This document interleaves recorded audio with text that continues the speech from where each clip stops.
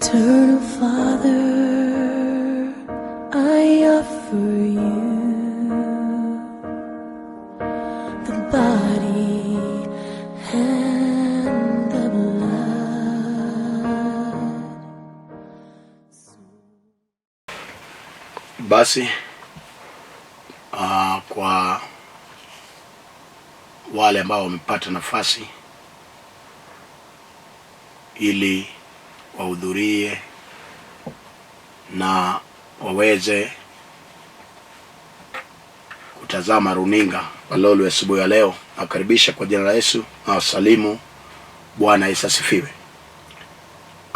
Kwa majina ni Mchungaji Ayub Ouko. Nimeokoka, Kristo ni Bwana. Yule ambaye anatazama hii kipindi cha Injili, Yesabu mbarikiwa. Leo na asubuhi Mungu amenipa neno ili tufundishane pamoja nawe. Nataka nisome kwa kitabu cha Kutoka 33. Nitasoma madogo 15 na 16 katika kitabu cha Kutoka sura 33 mstari wake 15 hadi 16. Biblia inasema ya kwamba, kisha Musa akamwambia, kama uso wako hauendi pamoja nasi, usituondoe hapa. Mtu yeyote atajuaje kuwa mimi pamoja na watu wako tumepata kibali mbele zako, usipokwenda pamoja nasi? Ni nini kingine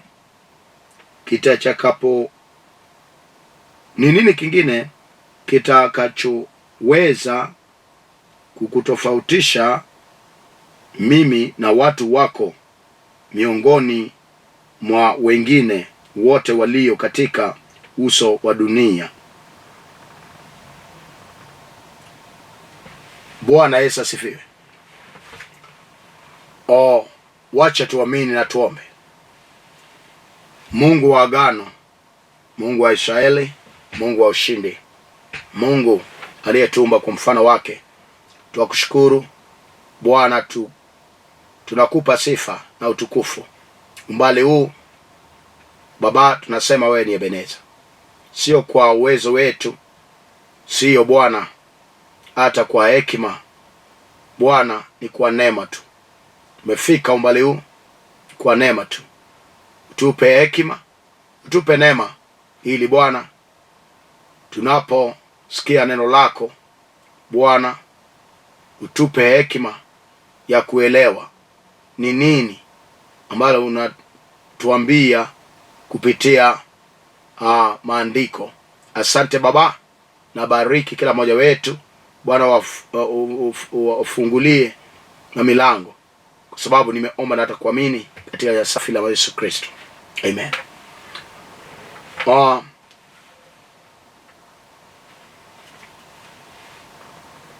Najua ni asubuhi njema. Mungu ametenda mara nyingine tupatane katika runinga ya Lolwe. Bwana amenipa neno. Najua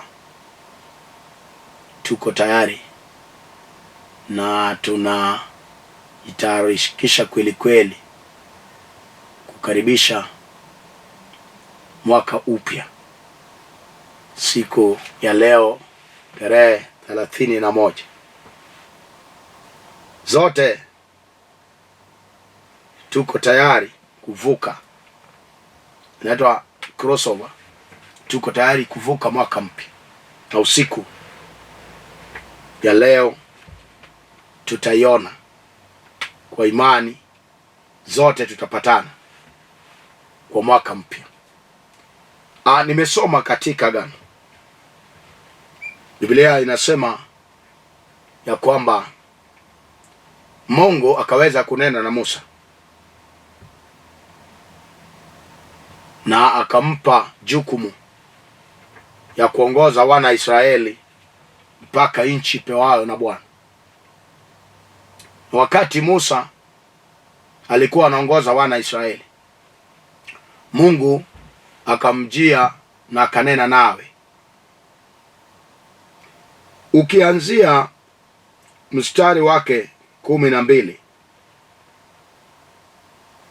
utapata ya kwamba Musa na utukufu wa Bwana, jambo ambalo Mungu amenipa kama kiini ama ujumbe ya leo ni ya kwamba usipoenda nasi, basi Bwana usije ukatuondoa mala hapa. Usituondoe hapa. Kama hutaenda nasi, Bwana usituondoe hapa. Hilo ndilo ujumbe yangu ya leo. Kwa nini nataka ninene kuhusu ujumbe ya Mungu asipoenda nasi asituondoe mala hapa? Zote tunajua tulikuwa katika mwaka wa 2022 na katika mwaka huu wengi wanalia, wengi hawana furaha, wengi wamejaa majuto na kilio, wengi wanasema ya kwamba ni Mungu, mbali huu ni Mungu. Na huyo Mungu ambaye amefanya ukafika tarehe ya mwisho ya mwaka 2022 ndio huyo Mungu yule, jana leo na milele, abadiliki. Mungu akamwendea Musa na akamwambia ya kwamba wewe ongoza wana Israeli waelekeze kwa nchi ambayo mimi Mungu nitakuambia. Na kwa sababu Musa alikuwa mtu wa hekima, akatangulia na akajua, kisha akamwambia Mungu. Ukisoma kuanzia mstari wake 12, Biblia inasema ya kwamba Musa akamwambia Bwana, umekuwa ukiniambia ongoza watu hawa, lakini haujanifahamisha ni nani utakaye mtuma pamoja nami. Tayari amepewa jukumu ya kuongoza wana Israeli. Kisha Musa akagundua ya kwamba hawa wana Israeli kuongoza ni ngumu bila Mungu. Katika safari kuna mabonde na milima. Katika safari kuna mambo mengi. Ndipo Musa akagundua na akamrudia Bwana akamwambia, ni kweli umeniambia ni hawa, lakini hujanifahamisha ya kwamba ni nani tutakayeenda naye. Watu wengi wako tayari kulaki mwaka mpya, wako tayari kuvuka, wako tayari, kila mpangilio wameweka sawa sawa. Wengine hata wajui ya kwamba wanahitaji uwepo wake Mungu ili wavuke pamoja naye. Mwaka mpya ya 2023 haitakuwa mwaka ya rahisi bila Mungu. Mwaka huu tunaye maliza Ilikuwa mwaka wa uchungu sana. Ilikuwa mwaka ambao watu wengi waliweza kupita kwa mateso, wengine walipita kwa uchungu. Ni mwaka ambao unapata bei yake unga inazidi hata bei ya sufuria inayopikia hiyo unga. Ni mwaka uchumi ilikuja ikaharibika.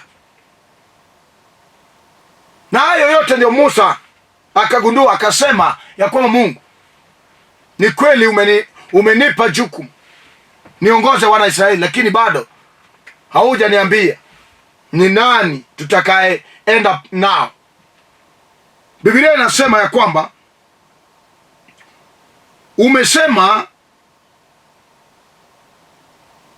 ninakujua wewe kwa jina lako, nawe umepata kibali mbele zangu.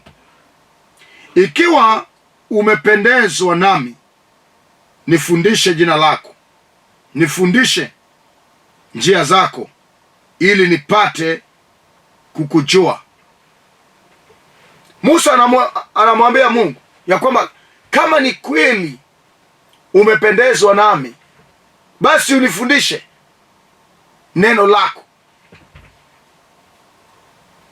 Je, wewe tabia zako zinafurahisha Mungu? Umependezwa naye?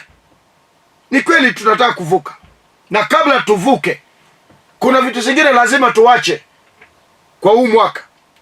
Kuna vitu zingine lazima tung'oe, tusije tukavuka na vitu za mwaka huu, tuende nayo katika mwaka mpya. Musa akagundua, akajua ya kwamba hakuna vile tutaweza kuvuka bila Mungu. Mwaka wa 2023 yana mambo yake, na utakuta wengi mateso watavuka nao pamoja, itawafuata. Jinsi aliteseka mwaka huu, ndipo akivuka mwaka mpya, mateso itaandamana naye. Hiyo tunakataa kwa jina la Yesu Kristo.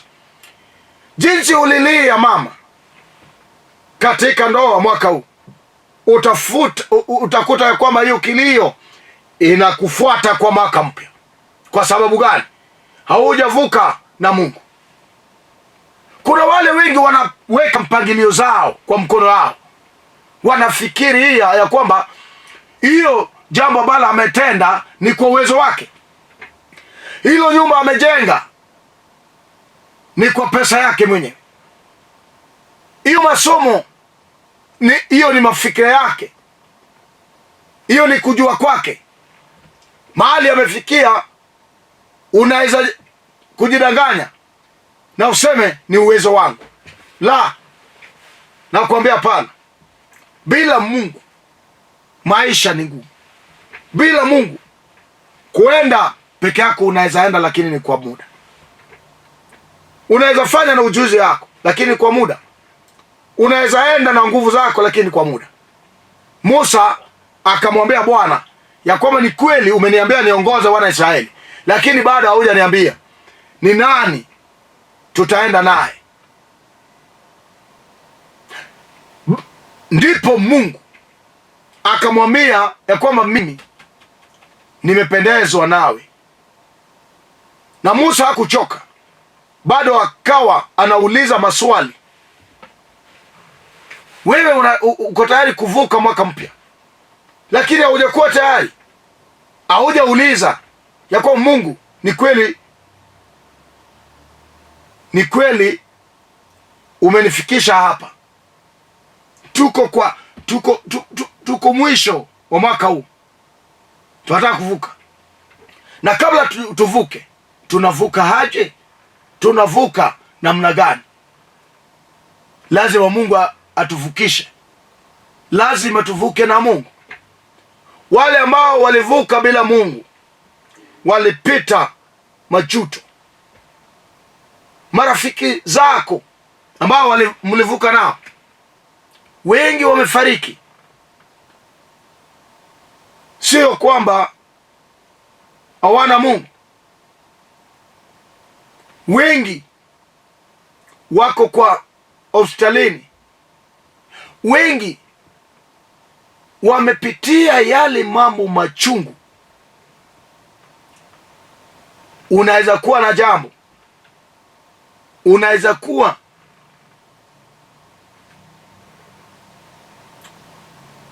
na jambo ama sababu ya kumshukuru Mungu, sababu ya kuhitaji uso wa Mungu iandamane nawe kabla tujavuka. Zote tutavuka. Ni wakati wako.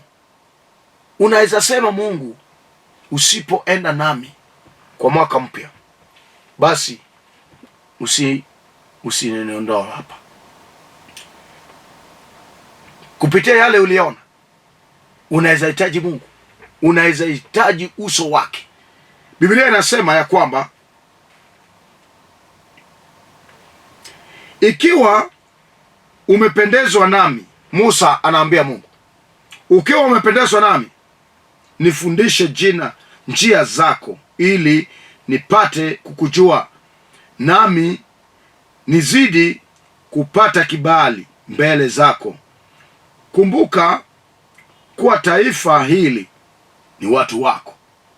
Kumbuka hawa watu wa hili taifa ni watu wako. Unifundishe tu kukujua zaidi. Unajua watu wengi wameweka New Year resolution, yale wanataka mpangilio, wanataka kufanya mwaka mpya, na huyo mwenye atafanya hayo mpangilio yote ikamilike, bado hawajaimpata, hawamhitaji, hawahitaji huyo.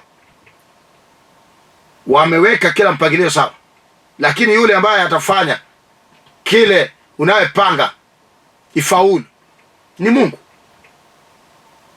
Inafaa uhitaji Mungu kwako, ile tukiwa tunavuka, tuvuke pamoja na Mungu. Unifundishe neno lako ili nizidi nikujue zaidi. Hilo linaweza kuwa moja ya mpangilio zako katika mwaka mpya. Useme, mimi kwa mwaka mpya, jambo la kwanza, nataka nijue Mungu zaidi. Nataka nijue Mungu zaidi. Nataka nitembee na Yesu. Biblia inasema, ukisoma aya madogo 14, Bwana akajibu 15, mahali nilisoma. Kisha Musa akamwambia, kama uso wako hauendi pamoja nasi, usituondoe hapa.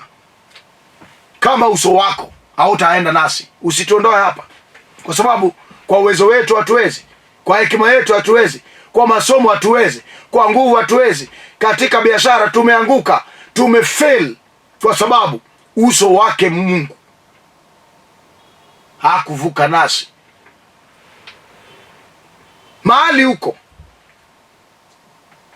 je, unahitaji uso wa Mungu andamane nawe, ama unaona tu wewe unataka kuvuka? Mbele kuna milima, na ukiwa na Yesu ndio utaweza kushinda mambo magumu ya mwaka mpya. Ukiwa na Mungu, ukivuka na Mungu, ndio unaweza vuka, unaweza pita yale changamoto, kwa sababu shetani alikuja na mambo matatu. Jambo ambalo limenukuliwa kwa kitabu cha Yohana 10:10, ya kwamba alikuja kuharibu, kuoa, ni shetani, kuiba, kuharibu na kuoa.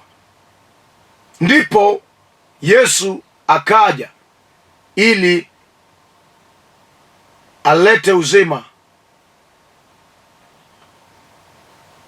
Shetani hana mipango mazuri kwako. Jinsi amekutesa mwaka huu, bado yeye pia ameweka program, ameweka mpangilio mpya ya mwaka mpya.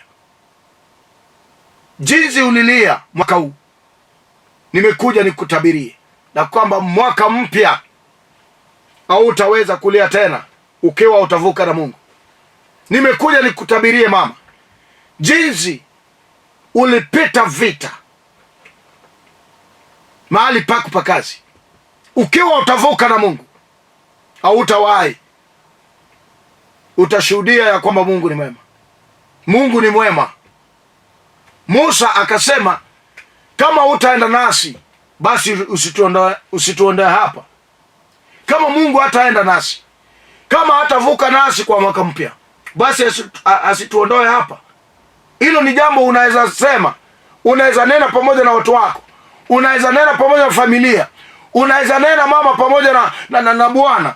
Mketi chini na mujiulize, mseme, mwaka huu tuliteseka sana, mwaka huu wa 2022 tulipitia machungu lakini mwaka mpya Mungu utuvukishe. Mungu tushikilie mkono. Tunataka kubali kwa uso wako, wacha uwepo wa uso wako ende nasi.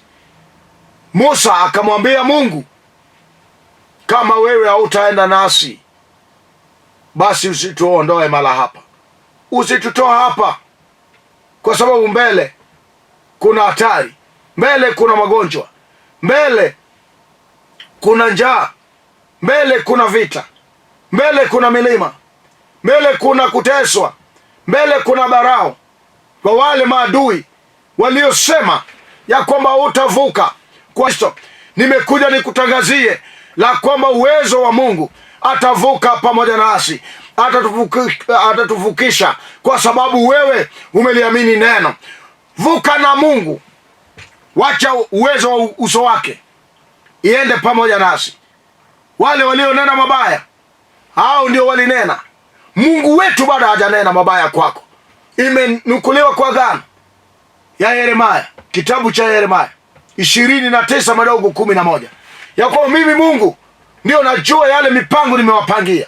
Mungu haja kupangia mabaya, Mungu haja kupangia vita, Mungu haja kupangia majuto, Mungu haja kupangia maisha fupi, Mungu haja kupangia ili uteseke. Shetani ambaye alikuja kuharibu, ameharibu maisha yako na dawa ya kulevya, ameharibu maisha yako mama na roho za usherati.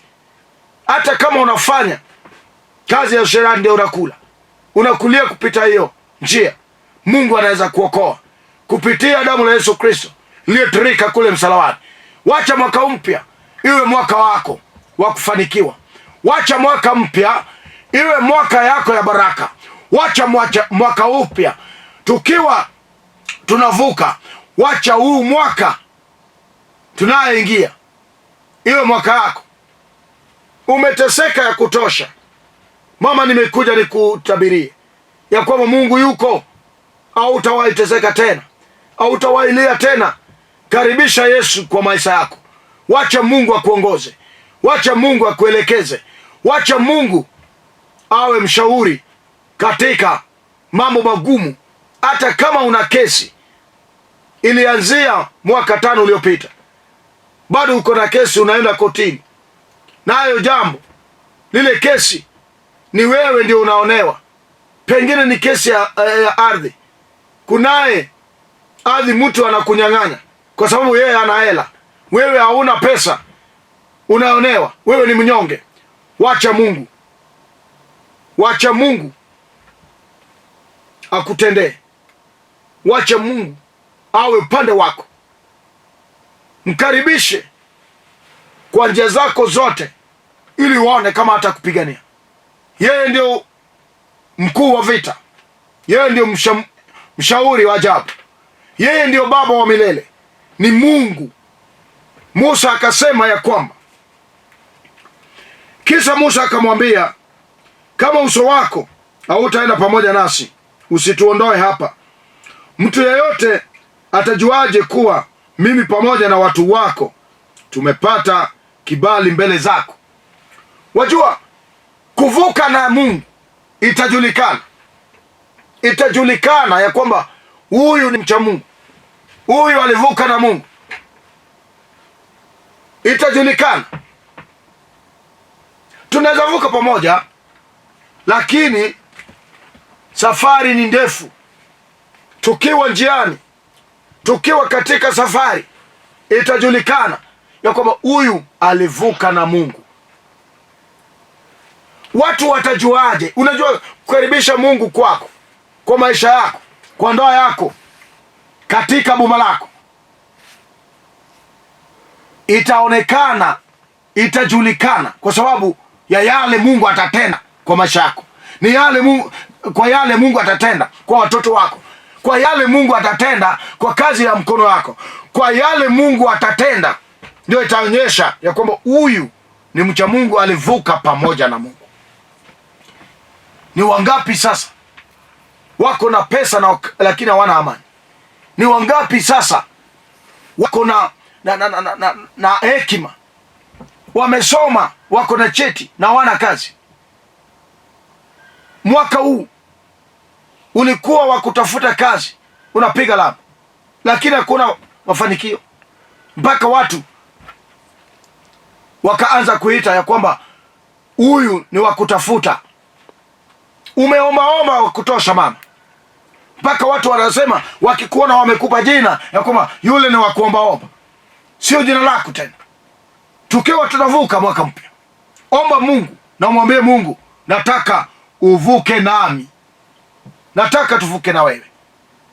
Ukivuka na Yesu, ukivuka na Mungu, hautalia, hautalia, kwa sababu Mungu atakupigania vita. Mungu atasimama upande wako. Mungu atazuia wale maadui wote wanayenena ya kwamba utakufa mwaka huu. Nimekuja nikutabirie ya kwamba utakufa, hautaenda katika nchi ya waliokufa.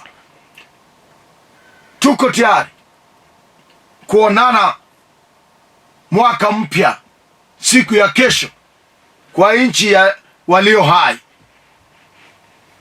kwa nchi yaliyo hai. Tuko tayari kuvuka mwaka mpya. Na je, umejipanga kuvuka na Mungu ama unataka kuvuka na nguvu zako? Wengine wamejiingiza kwa pombe. Sasa watu wamejaa baa, wanakunywa mvinyo, hawakumbuki ya kwamba ni Mungu ndio amewapa upumzi. Hawakumbuki yule aliyewaumba kwa mfano wake ni Mungu. Ndipo Musa akasema ya kwamba Mungu, kama wewe hautavuka nasi, usituondoe mara hapa. Kwa sababu gani? Watu watajuaje? Unajua, ukiwa na Mungu, yale matendo Mungu atatenda kwa maisha yako ndio itaonyesha, mpaka wale hawaheshimu Mungu watajua ya kwamba huyu ni mbarikiwa. Watu watajuaje ya kwamba umeokoka? Watu watajuaje ya kwamba umevuka na Mungu? Watu watajuaje kama watoto wako hawaendi shule? Watu watajuaje? Na Biblia inasema ya kwamba fedha pamoja na mali ni yake Mungu. Yeye ndiye mwenye hela, pamoja na fedha ni zake. Watajuaje kama ulipanga kujenga na mpaka wakati huu haujajenga? Ulinunua mabati ukauza, pengine ulikata mti wakachoma kama kuni, kwa sababu shetani aliharibu mpangilio zote uliopanga. Ulipanga ya kwamba mwaka huu inayoisha utaoleka. Nini inatendeka? Shetani aliharibu kila mpangilio unayopanga. Shetani anatega masikio, anasikia. Mwaka mpya, naomba sana tuvuke na Mungu na kuombea kila laheri, ili Mungu akupiganie katika mwaka mpya. Mungu akushikie mkono, Mungu akupigania vita, Mungu atende miujiza kwa kila mpangilio ukiwa utavuka naye. Biblia inasema katika hiyo Kutoka mahali pale tulikuwa tunasoma 33:16 ya kwamba kisha Musa akamwambia, kama uso wako hauendi pamoja nasi, usituondoe hapa. Mtu yeyote atajuaje kuwa mimi pamoja na watu wako tumepata kibali mbele zako? Watu watajuaje ya kwamba umepata kibali? Kuja wewe, hata kama watu wanalia, maisha yamekuwa ngumu, ukivuka na Mungu, wewe utakuwa mshuhuda. Watu watakuja kuomba kwako. Watajuaje ya kwamba ulivuka na Mungu? Usipokwenda pamoja nasi, ni nini kingine kitakachoweza kutofautisha? Ni nini kingine kitaweza kutofautisha? Lazima iwe na tofauti. Lazima iwe na tofauti kwa wale wameamini na wale hawajaamini. Lazima ikuwe ni tofauti kwa wale walivuka na Mungu na wale hawakuliamini Mungu. Lazima iwe na tofauti kwa wale wameliamini neno na wale hawajaamini. Ni kitu kingine gani ambalo litatofautisha sisi pamoja na wale wa hii dunia? Ni wokovu. Kuvuka na Mungu ni kuingia katika wokovu. Uizame kwa wokovu, uamini Mungu ya kwamba yeye ndiye anaweza, hakuna mwingine. Ni nini kingine kitakachoweza kutofautisha mimi pamoja na watu wako miongoni mwa watu wengine wote walio katika uso wa hii dunia? Na Mungu akaja akamwambia, ukurasa wa mstari wake 14, Mungu akamjibu, Bwana akajibu, uso wangu utakwenda pamoja nawe, nami nitakupa raha. Uso wangu itaweza kwenda pamoja nawe, na kuombea maisha mazuri, na kuombea maisha bora, na kuombea uwezo, na kuombea kila laheri. Tukiwa tunavuka usiku huu saa 6 usiku, wacha tuvuke pamoja. Wacha Mungu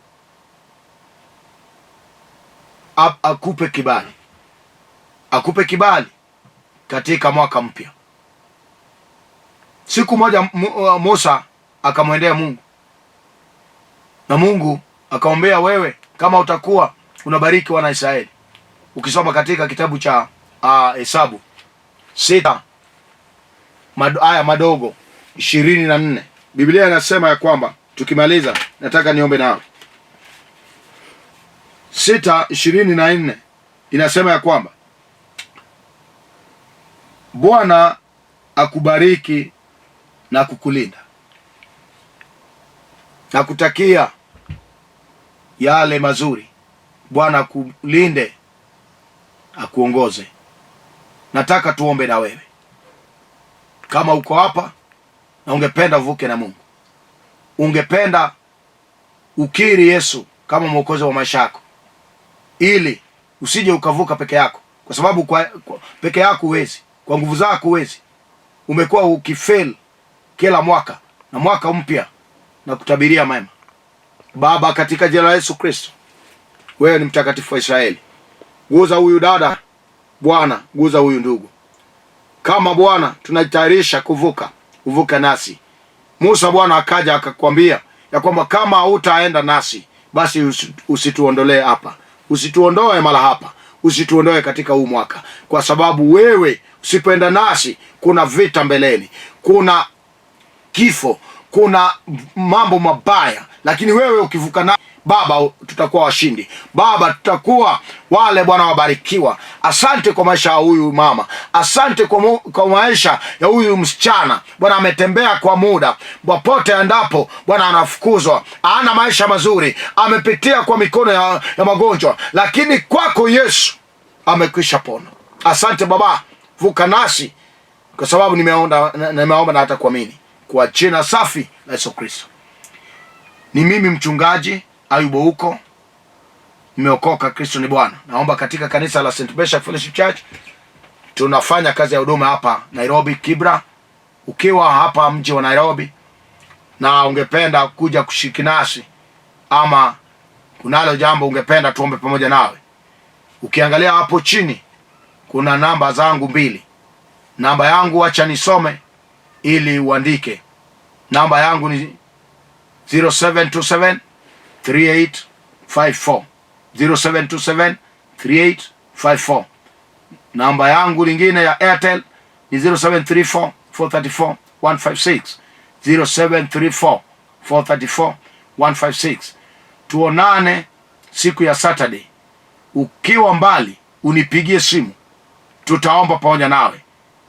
Ukiwa na imani, Mungu ataweza kutenda miujiza.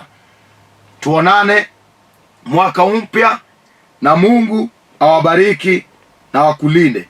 Bwana akuangazie nuru ya uso wake na kukufadhili. Bwana akugeuzie uso wake na kukupa amani, kwa jina la Yesu Kristo. Nipigie simu, ama ukiwa Nairobi panda gari pale Kencom, ushukie Kibira namba 8. Panda namba 8, tukutane Kibira Karanja. Stage inaitwa Karanja. Ukishuka pale unipigie. Utaelekezwa kwa kanisa na tutapatana. Mungu awabariki sana. Mungu awainue. Tukutane siku ya kesho kwa mwaka mpya. Mwaka mpya. Merry Christmas. Mwaka mpya. Watakia kila laheri. Shalom, shalom, shalom. Tukutane Saturday saa 2:30 mpaka saa 3. Shalom.